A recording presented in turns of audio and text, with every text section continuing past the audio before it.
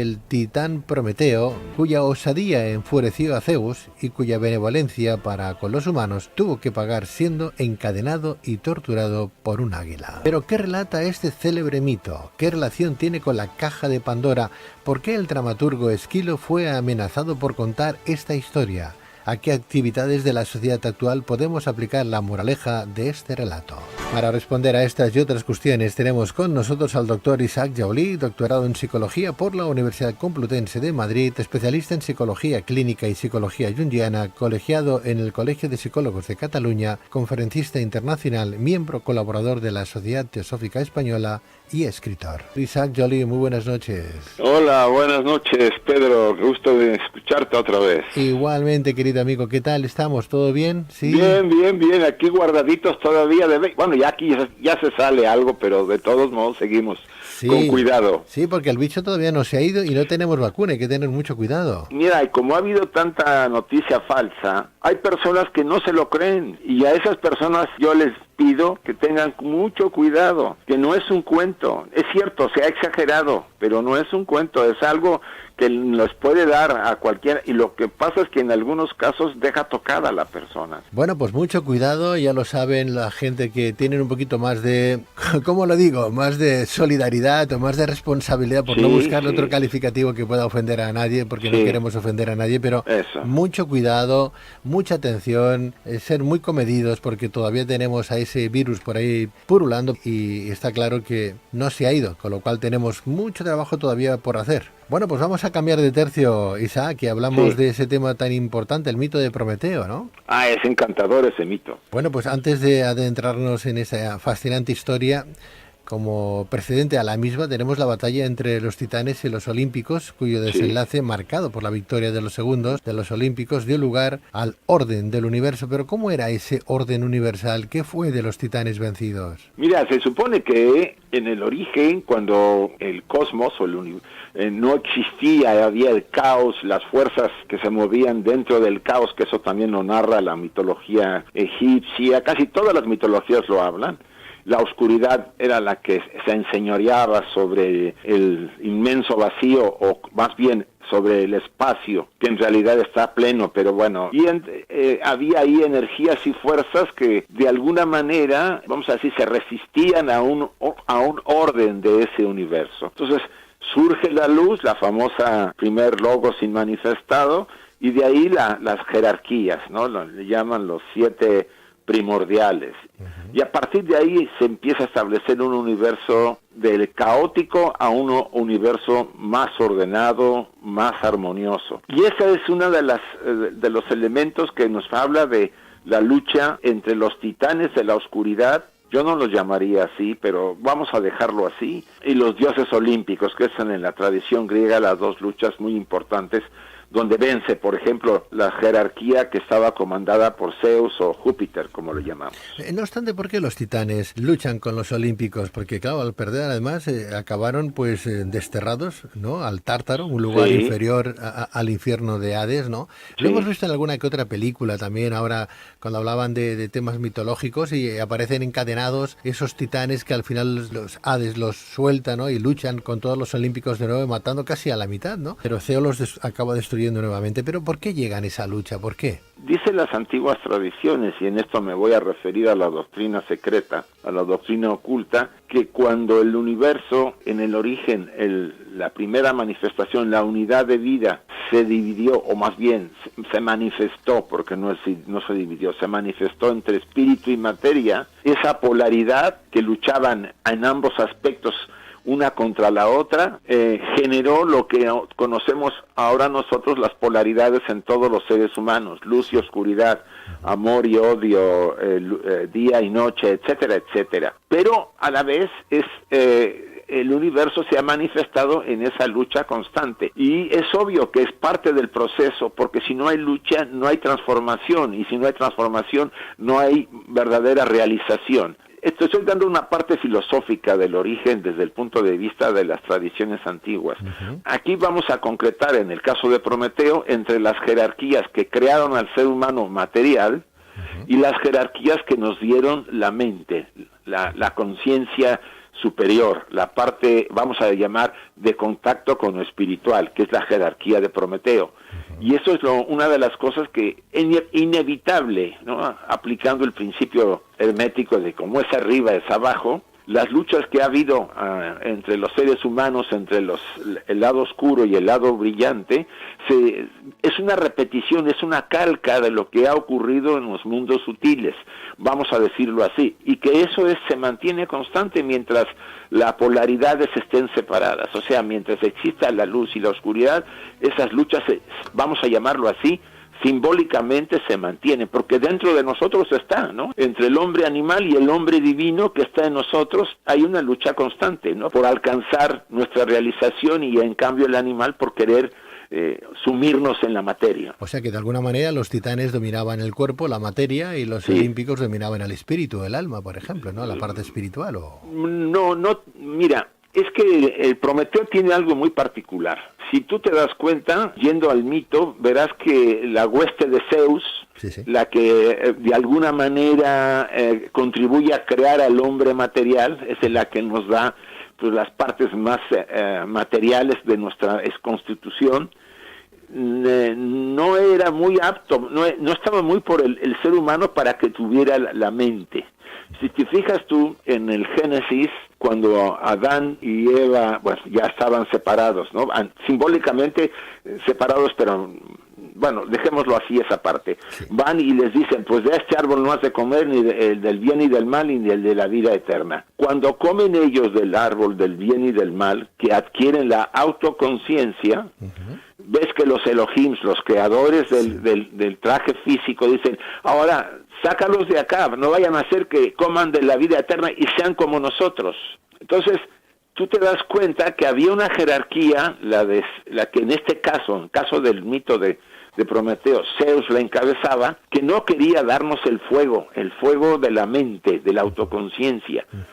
Por un lado, además que no la podía dar, era una jerarquía que no podía construir la parte material, la parte animal nuestra, pero no podía crear la parte, no tenía vamos a decir, el don de dar la mente, el fuego de la conciencia, ¿sí? Y esa sí la podía dar Prometeo. Él venía de estratos espirituales muy elevados y desciende desde esos niveles hasta a los estratos más materiales para darnos el fuego, porque lo roba a los dioses para dárnoslos a nosotros. Sin embargo, algunos titanes se quedaron al margen de este conflicto, ¿no? Como es el caso de Prometeo, entonces, ¿no? No todos luchan. O sea, como que una parte de ellos, y en este caso Prometeo lo encabeza, también tenía un hermano, ¿no? Iapetus, y tenía al otro hermanito, Epimeteo, del que vamos a hablar más tarde, que no entraron a la lucha entre los titanes y los olímpicos. O sea, se quedaron al margen. Hay una razón, y eso, si quieres, cuando vayamos adelantándonos en el mito, podremos ir hablando de él. Muy bien, muy bien. Bueno, perdóname, pero creo que había un titán también, Océano, o el titán Cronos, ¿no? Que también se convirtió en el dios del templo, creo, como Japeto, un titán hijo de Gea y Urano. También. Que también fue condenado al Tártaro, a su hijo Atlas, que lo condenaron también a sostener el mundo, mientras que su tercer hijo, Prometeo, quedó al margen de este conflicto. O sea que no solamente fue Prometeo, de alguna manera, ¿no? No, sí, hubo varios. Incluso después aparece, y acuérdate, Hércules, que es el que va de alguna manera, como dice el mito, sostener, ¿no? A sostener, a ayudarle un tiempo, a darle a Atlas una oportunidad, ¿no? Para que descanse, y también a Prometeo, pues para desencadenarlo y matar al águila. Pero aunque se decía ahí, dice el mito, que todo eso lo había incluso planeado Zeus, para que su hijo, Hércules, tuviera pues más gloria, ¿no? En realidad es un ciclo, el ciclo que ahorita vamos a tratar de trasladar, porque ¿qué pasaba con los mitos antiguamente? Era la manera de trasladar grandes verdades, vamos a decir, místicas, era el formulario, la forma de hacerlo en las antiguas escuelas de todos los antiguos pueblos. O sea, los mitos tenían una combinación de grandes verdades mezcladas con aparentemente fantasías, ¿no? Acuérdate la famosa historia de Homero de la Ilíada, ¿no? Sí, Entre los dioses y los griegos contra los troyanos. Al final, pues la historia habla de, la novela habla de que a base de eso, Schliemann descubrió la famosa fortificación esta donde hubo la lucha entre los griegos contra los troyanos, o sea, descubrió Troya. Entonces, los mitos tienen ciertas verdades, porque era el método antiguo, era como contar antiguamente la historia, pero a su manera. Bueno, Prometeo se hizo cargo de la organización de las ofrendas y sacrificios que los humanos deberían rendir a los dioses, pero tomó una decisión que dio lugar a un largo conflicto con Zeus, ¿no? ¿Qué sucedió para enfurecer tanto al dios más importante del Olimpo? ¿Cuáles fueron esas consecuencias? Ahí está oculto algo. La idea es que cuando sacrifican al animal, Prometeo pone encima de la mesa de las ofrendas lo que parecía muy atractivo, ¿no? Puso los huesos y los cubrió con sebo para hacerlo como más atractivo, y lo mejor lo dejó abajo, lo escondió. Pero Zeus se dio cuenta. ¿Qué significa esta parte? Aquí tiene que ver mucho el tema de lo que la jerarquía de Zeus podía construir.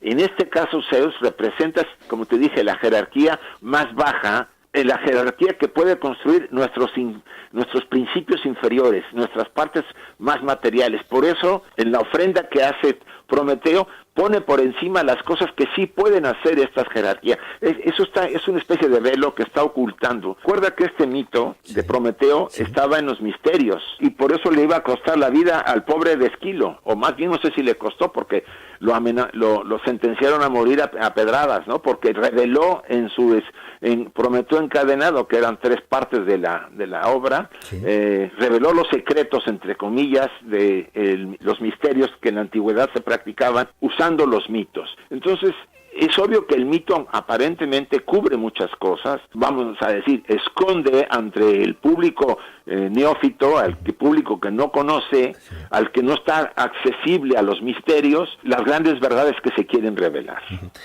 Bien, pues Prometeo decidió engañarle a Zeus manipulando el toro al que habían sacrificado para que Zeus eligiera la peor parte, los huesos, que había cubierto con sebo, ¿no?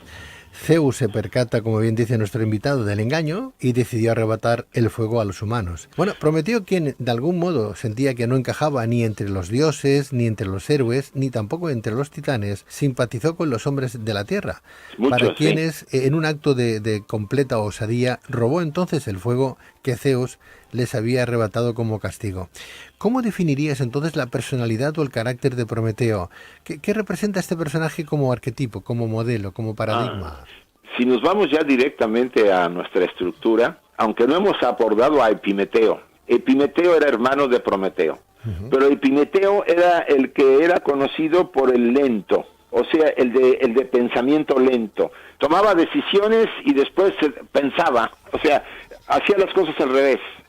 Todo lo contrario a su hermano, que era, pues de alguna manera, más sabio, más inteligente, más cuidadoso, ¿no? que su hermano. Bien, Epimeteo fue el que se enamora, vamos a sacar un poco ahorita de Pandora. O sea, cuando Prometeo roba el fuego y nos los da a nosotros, a los humanos, que significa el fuego de la mente, la conciencia, Zeus se da cuenta de ese robo y se quiere vengar. No solamente de Prometeo, sino también de los humanos. Entonces le pide Zeus a Hefestos, el constructor, que haga una mujer, o sea, Pandora, que la hacen muy bella, llena de cualidades, de encantos, de adornos, aunque también de mentiras y palabras lisonjeras, una mente muy astuta, dice el mito. Y entonces Hermes se la lleva a Epimeteo, y Epimeteo cae embelesado de esta chica, pero Pandora llevaba una caja, ¿no? La famosa caja de Pandora, donde estaban contenidas todos los males o que el ser humano ha padecido por muchísimos milenios, ¿sí? Y se casa con ella, ¿no? Aunque ya le había dicho Prometeo, no aceptes nada de nadie, cuidado, pero Epimeteo era lento, era pasional, era sensual, se le olvidaba todo, y ya cuando había tomado la decisión se daba cuenta. Entonces pues se casa con ella y Pandora abre la caja. Aquí se la ponen también a Pandora como a Eva la manzana, pero vamos a ver por qué. Y se salen y empiezan todos los males, etcétera, etcétera. Y también pues Zeus encadena a Prometeo en una montaña, y un águila, la águila de Zeus famosa, le va a carcomer durante el día el hígado, y en la noche se vuelve a recuperar ese hígado de Prometeo, ¿no? Y así está sufriendo permanentemente. Ahora, si tú ves el mito así, Prometeo significa la mente superior, está muy ligado al alma, a los aspectos más sublimes, pues incluso podemos llamar hasta el Cristo, ¿sí? La parte más superior de nosotros, ¿sí? Epimeteo es la personalidad, que es lenta, que está muy ligada al animal que traemos, muy apasionada, que primero nosotros satisfacemos nuestros deseos y después nos interesamos en averiguar, como en México a veces decimos, primero que los fusilen y después averiguamos, ¿sí? Entiendo. Isaac, no obstante, claro, la caja de Pandora era como el ajuar, ¿no? Como la dote, ¿no? De la mujer, sí, cuando se casa. Pero en la caja de Pandora, ¿qué habían? ¿Solamente acciones malas o también estaban las acciones buenas del ser humano? Había de todo, incluso al final lo que quedaba creo que era la esperanza, algo así, me acuerdo. Sí, la esperanza era lo último, por eso sí, que el último y la que se cierra pierde a tiempo para que no se escape. Claro. O sea, que el último que queda dentro de la caja de Pandora es la esperanza, que es lo único que le queda al ser humano al final. Pues sí. Ahora, el gran tema es que la caja de Pandora significa todas las barbaridades que Epimeteo ha hecho, dejándose llevar por sus pasiones, por su lentitud, por sus decisiones muy animalescas, por hacer cosas a lo tonto, etcétera, etcétera. Y Pandora no es el mal en el sentido que ha sido manejado, porque Pandora, bueno, aquí nos tendremos que hacer un paréntesis para decir, en el origen, para que los radioescuchas nos se ubiquen, dice el Génesis, en el sexto día fue creado el hombre, ¿no? Y en el séptimo descansó el Creador, vale. Ese es el primer Adán, el Adán divino, el Adán superior. No tiene que ver nada con el Adán humano, que según capítulo 2, lo toman del barro de la tierra y lo vuelven a construir, si te fijas. Hay dos Adanes, ¿sí?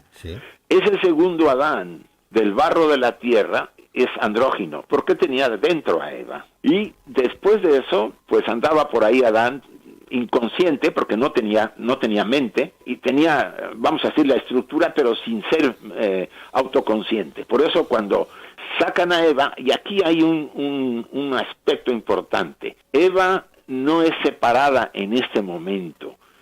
Lo que se saca, lo que emerge, y eso está también oculto en el Génesis porque es cabalístico, es al hermafrodita divino. En un momento dado, primero no se mostraban los sexos porque no había, la androginia no muestra los sexos. Y la siguiente etapa fue mostrar los dos sexos. Los seres humanos eran hermafroditas. Poseían el sexo femenino y el masculino. En ese momento, la jerarquía que decide darnos la mente, simbólicamente aparece como la serpiente famosa, que la cristiandad la ha maldecido, pero que tiene unos significados mucho más profundos, ¿sí? Tienta a Eva. Y si tú te vas para poder entender, porque del capítulo 1 al capítulo 5 está todo modificado, han alterado esta parte, así que los cabalistas, o vamos a decir, los sacerdotes judíos que, sabiendo de la simbología oculta, si tú te vas al capítulo 6, me parece ser, dice, los hijos de los dioses, viendo a las mujeres de la tierra, las tomaron. Y tuvieron con ellos a los gigantes y a los maestros de la humanidad, etcétera, etcétera. Entonces, ahí te vas a dar cuenta que en todo esto que representa a Prometeo, a ese árbol, a esa serpiente, si quieres, porque no era una serpiente en el sentido, porque después le lanzan la maldición, es que tiene que arrastrar, pues, si es una serpiente ya se arrastraba desde el origen. Era una jerarquía superior, la que nos da la mente. Simbólicamente en el 6º capítulo dice, y nos tomaron los seres con mente a las mujeres de la tierra que no tenían mente. Y los hijos que nacen tienen mente. Son los gigantes, los hijos. Exactamente, que son los y gigantes. Los maestros que nos enseñaron. Entonces, si tú te vas a esa parte compleja, yo no lo niego para el radioescucha, y le rompe un poco los parámetros que se les ha enseñado religiosamente, pues te das cuenta que el ser humano es algo más complejo de lo que nos imaginamos. No solamente eso, tenemos a un Prometeo dentro de nosotros, tenemos a Epimeteo, y además de Epimeteo tenemos a un animal que nos imbuye cada rato a hacer tontería y media, porque domina a Epimeteo las pasiones.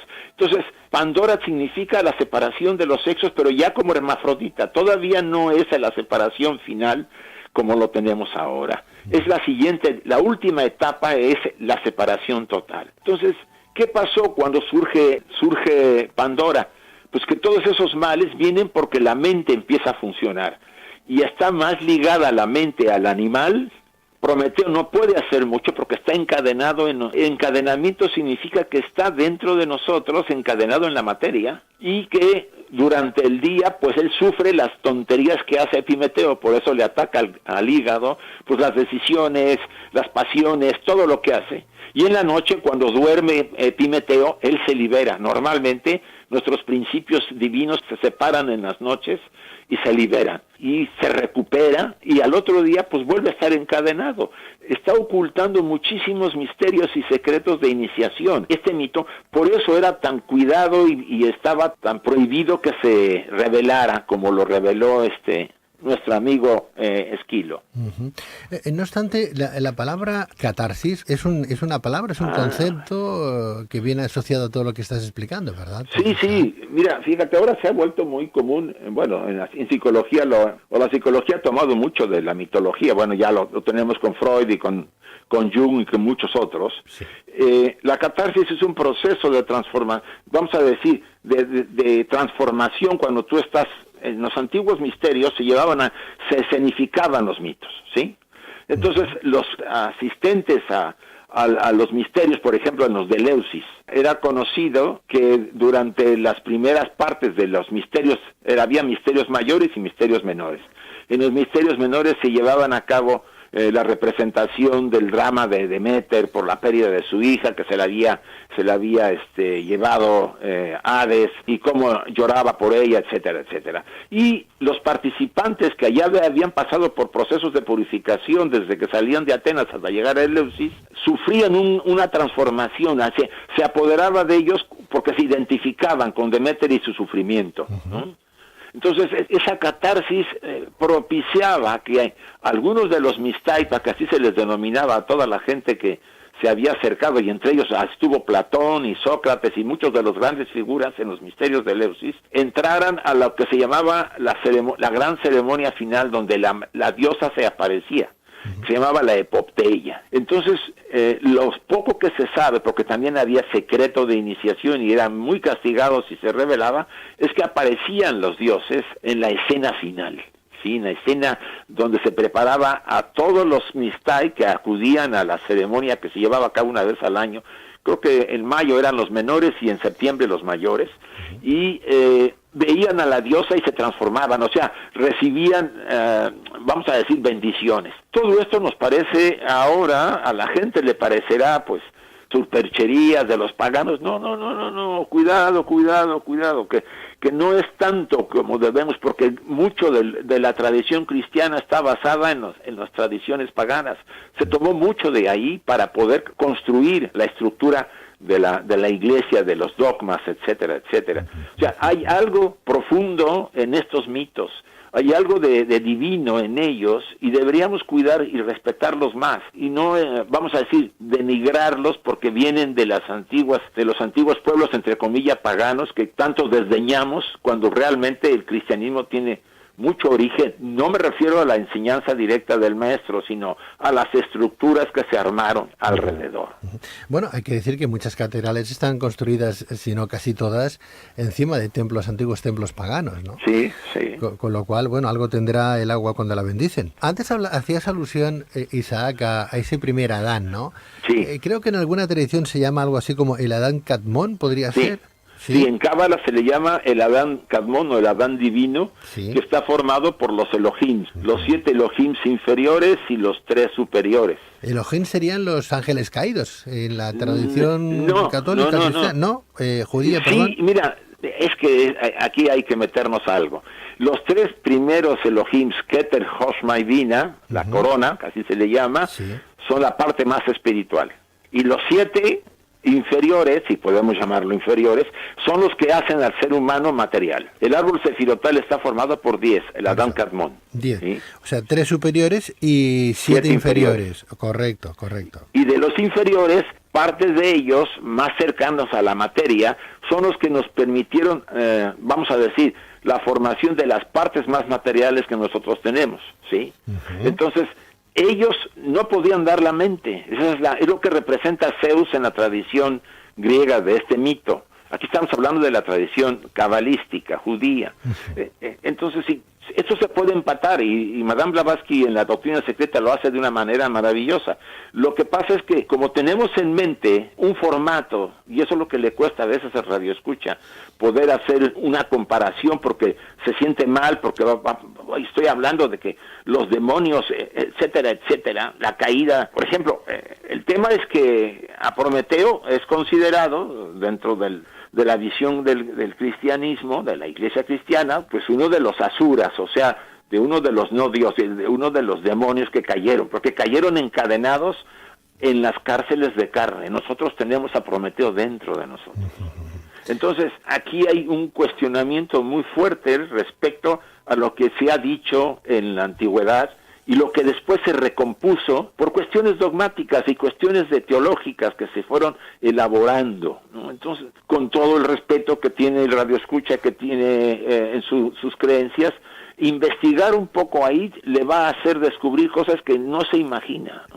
Claro. Y algunos dicen, uy, qué miedo, ¿no? Entrar ahí. Hay que saber también leer entre líneas cuando uno lee ciertas cosas, ¿no? Porque no todo es blanco y negro. Hay matices, hay que sacar conclusiones también, que para eso tenemos esa conciencia y esa mente, esa capacidad cognitiva para aprender. Isaac, y eso ya lo hemos hablado muchas veces, pero como hemos hablado del Adán, este primer Adán, hemos hablado de Eva, hemos hablado también en este programa de sus hijos, Caín y Abel, Set, ¿no? Este tercero pues aparece de aquella manera y en algunos textos tampoco ni aparece, ¿no? Aparece como velado, ¿no? Set representa una parte de la humanidad a finales de la tercera raza raíz. Ajá, pero así de ese calibre. Y te lo digo, es que ahorita estoy dando un curso sobre simbología de la doctrina secreta y lo tengo mucho más cercano. Okay. Enosh es el hijo de Set y Enosh es el primer ser humano realmente como nosotros. Bien, o sea que Set no tiene nada que ver con Adán y Eva. Es que no quiero meterme por ahí porque te voy a meter una serie de cosas que no sé. Mira, muy bien. Set representa ya casi a finales de la tercera raza. Los hermafroditas tenían hijos, ¿sí? Sí. Y empezaron cada vez los hijos a hacer, o mostraban más una parte de lo femenino, o mostraban más lo masculino que lo femenino. Así empezó el proceso de diferenciación, hasta que llegó la separación definitiva. Nacían ya niños femeninos o niños masculinos, ya definido el sexo. Eso dice que Zeus los separó porque los veía demasiado potentes. Bueno, es lo que dice el mito de Zeus en la obra de Platón, que eran poderosas, teníamos la forma de esferas y girábamos muy rápido. Y dice, Zeus nos separó y Mercurio nos cerró la herida, algo así dice el mito. ¿Qué quiere decir eso? Que al final la raza setiana de Set es la raza ya, se puede decir, del primer hombre, finales de la tercera raza. Y Enoch o Enosh, el libro de Enoch, que es muy valioso que lo lea la gente, sobre todo el que no está tan... hay varias versiones, pero eso es el que nos habla ya del primero, por eso se le decían el hijo del hombre, a Enoch o Enosh, ¿sí? Entonces, Set, desde la versión que se nos ha puesto, pues es el hijo, en teoría, de Adán y Eva. Y que Caín y Abel son permutaciones. ¿Qué quiere decir? Que Caín y Abel era una hermafrodita que se separa. Pero ya me estoy metiendo al código de la cábala. Otro día podríamos hablar de ese código. Eso, sí. Otro día. Con más calma, porque si no, claro. El público va a decir, ¿de qué está hablando el señor Hawley? Claro. Bueno, lo dejaremos para otro día, hablaremos para... Y más a Prometeo nos vamos, si quieres, ¿te parece? Sí, claro. No solamente una cosita, ya para acabar, claro, si nuestros padres, desde el punto de vista crístico, católico, fueron Adán y Eva tuvieron a Caín y Abel, y Caín mata a Abel, ¿no? Por celos, envidia. Sí, ya sé por dónde vas. Claro, entonces la pregunta es incuestionable. ¿Cómo, tuvieron relaciones sexuales? ¿Caín con su madre? Lo que pasa es que todos son velos que se llaman, ¿no? En realidad, si tú te vas a la Biblia, Set es hijo de Adán y Eva. Sí. Caín y Abel no son hijos de ella porque es un velo de las jerarquías para hablar del hermafrodita. Caín y Abel era un hermafrodita, Abel era lo femenino y Caín lo masculino, y se separan. Todo eso es parte del código que está oculto y que hay que irse a literatura cabalística para entenderlo. Para entenderlo, no es que lo matara, sino es que se separa, hay una separación. Se separan, entonces, y eso cuando tú lo estás hablando, pues dices, es que la historia así no me la contaron. Pues sí, se cuenta como aparentemente, ese es el tema de la letra muerta en la Biblia. Está claro. Si tú la quieres interpretar directo, no va a funcionar. Claro, bueno, ya hablaremos de este tema porque es muy complejo, muy complicado. Sí, no, te digo que nos meteríamos a cosas que, bueno, y yo no sé si el público pues está dispuesto a aguantar las claves el cambio de paradigma para muchos, ¿no? El modelo a cambiar, ¿no? Yo creo que a la larga, el tiempo, las personas deberán darse cuenta de que hay mucho más de lo que se nos ha contado. Las personas nos hemos contentado con una versión simple, incluso sencillita para no meternos en problemas, que yo no digo que esté bien o mal, eso no me voy a meter, no soy nadie para considerarlo. Lo que digo es que la reflexión hace que por eso la gente diga, pues yo no me acabo de creer esto o el otro. ¿Con quién se puso entonces?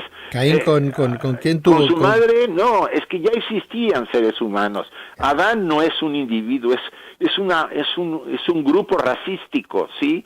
Ya existían muchos seres en ese momento, no había un solo ser. Te dice casi todas las tradiciones, ¿no? Que no había un hombre, había ya era todo un pueblo. Claro, o sea que no fueron nuestros primeros padres. Entonces. No, esa parte es muy simbólica y ojalá la pudieran, incluso los 6 días, tú no puedes crear el universo, el cosmos en 6 días, son 6 eones de tiempo, 6 inmensos periodos de tiempo, ¿no? Todo está oculto ahí. Muy bien, muy bien. Otro día hablaremos de este tema tan fascinante. Más que nada, es fascinante. Para explicarle a alguien lo que tú bien dices. No, pero es que claro, ¿cómo voy a creer en algo? Que había más gente o entonces cometieron incesto, porque claro, si no había nadie más. No era así. Claro, pero además, Adán y Eva, originalmente, si eran hermafroditas, no podía haber incesto. Claro, porque ellos mismos yo me lo guiso y yo me lo como. Exacto.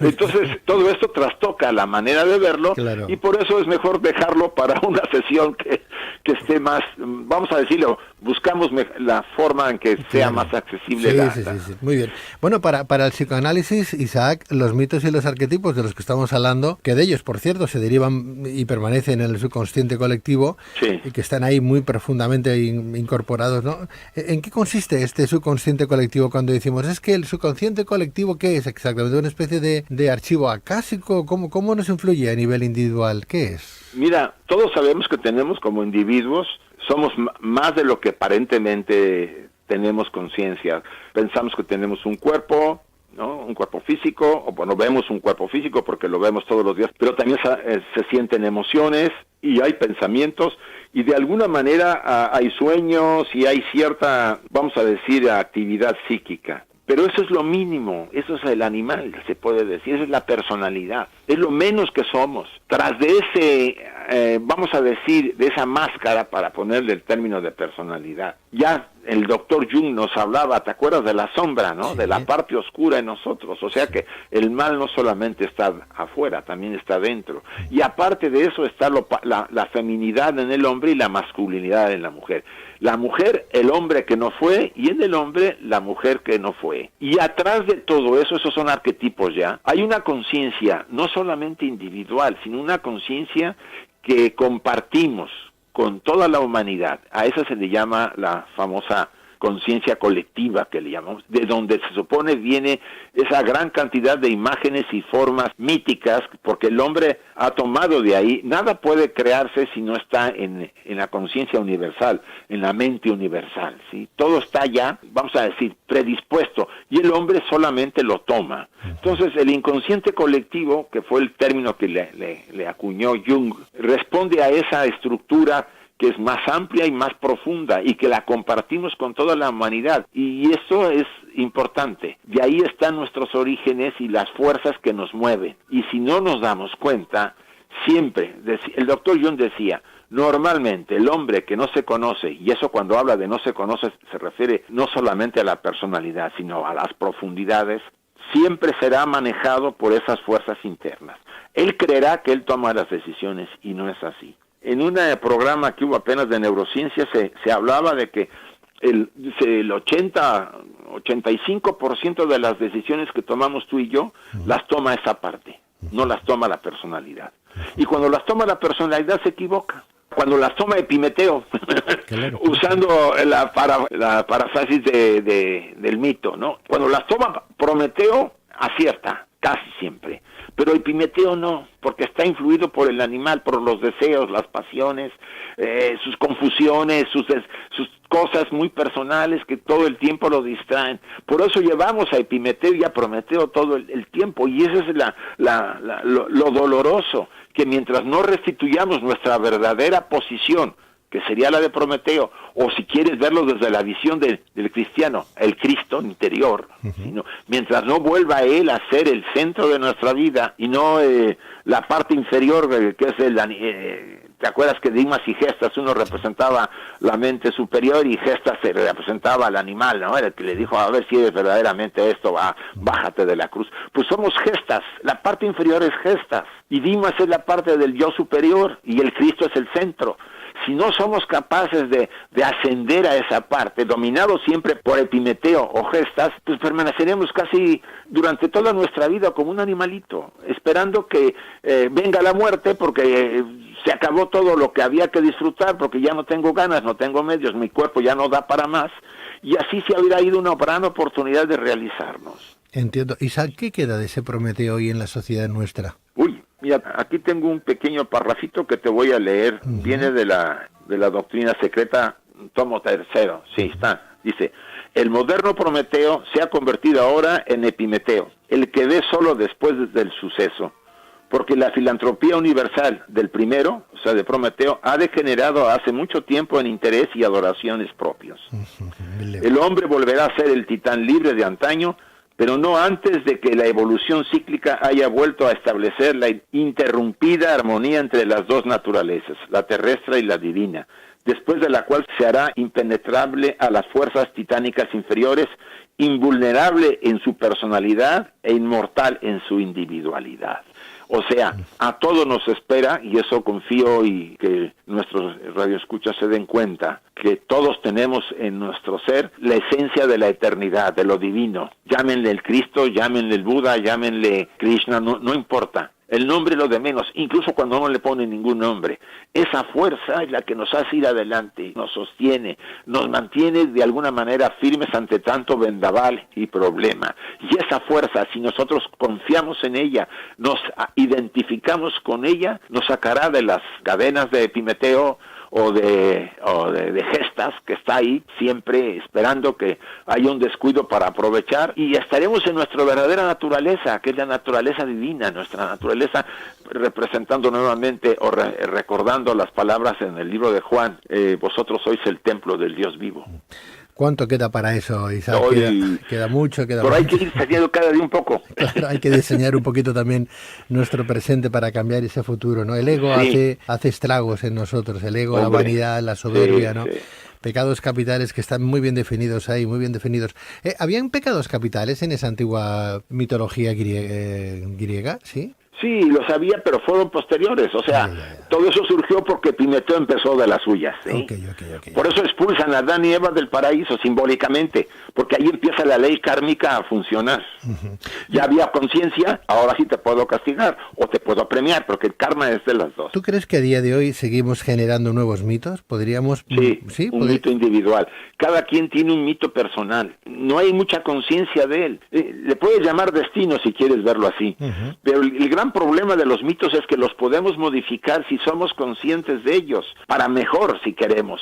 Ahora, el problema está en que la mayoría, como no se conoce, como no le interesa demasiado lo que hay adentro, sino vive hacia afuera, cuando se da cuenta por las experiencias que la vida le pone muy duras, se le acabó el tiempo y habrá que esperar otra encarnación para poder hacer algo. Yo creo que nuestro público debería reaccionar. Esta oportunidad que tenemos ahorita de lo que nos ha ocurrido a la humanidad, lo que nos ha ocurrido a todos, es para hacernos reflexionar y dar pasos para crecer, para abandonar quizá al epimeteo que está ahí siempre pidiendo y deseando. Yo no digo que no lo vamos a satisfacer, vamos a ir moderando sus necesidades y vamos buscándonos quiénes somos, preguntarnos, realmente vivir lo que profeso.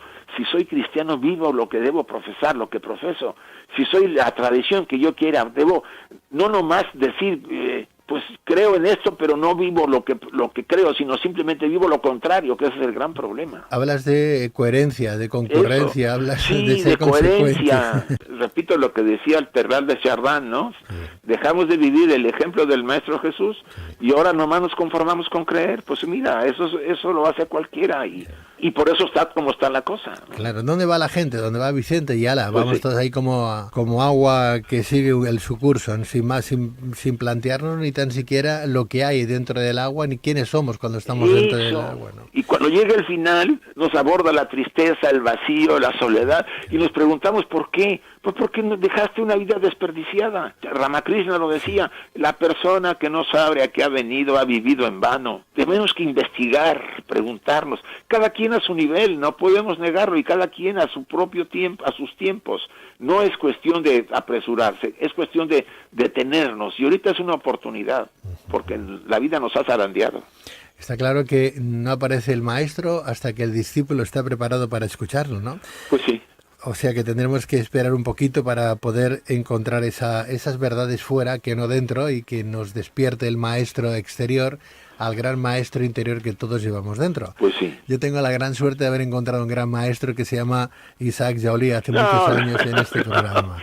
Somos todos estudiantes, pero tú lo sabes. Bueno, yo más que tú, más estudiante, tú eres maestro ya. Isaac Joly, querido, muchísimas gracias por estar con nosotros, por enseñarnos tanto y por hacernos entrever que el mundo no es un más dos, ni tan siquiera lo que hay escrito ahí, sino que hay que leer entre líneas y que Dios escribe recto con renglones torcidos, ¿no? Sí. Muchísimas gracias, Isaac. Gracias a ti por la invitación y al público, que se mantenga firme, que tenga valor, que no se dé por vencido y que siga adelante. Pues estimado Isaac, muchísimas gracias. No, a ti por invitarnos. Un placer, de verdad que sí, un placer. Gracias igualmente. Buenas noches, Isaac. Buenas noches. Adiós, Isaac. Adiós.